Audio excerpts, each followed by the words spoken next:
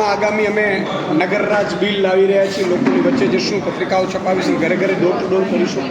નગરરાજ બિલમાં આજ સુધી શું છે કે કોન્ટ્રાક્ટર, કોર્પોરેટરો અને મ્યુનિસિપલ કમિશનરો અને ભાજપ જે શાસક હોય એ નેતાઓ નક્કી કરે ક્યાં ગ્રાન્ટ વાપરવી છે, કઈ રીતે વાપરવી, રોડ ક્યાં બનાવો, કેવો બનાવો, મટીરિયલ કેવું.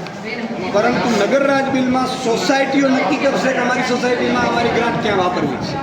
એટલે કે સત્તા પણ પ્રજાને આપી દેવામાં આવશે. એ પ્રકારનું નગરરાજ બિલ છે જે આગામી સમયમાં આમ આદમી પાર્ટી લોન્ચ કરશે. જૂનાગઢ મહાનગરપાલિકામાં લોકોની વચ્ચે જશું અને મને પૂરો વિશ્વાસ છે કે ભાજપના શાસનથી ત્રસ્ત આવેલી જૂનાગઢની પ્રજા મહાનગરપાલિકા આમ આદમી પાર્ટીને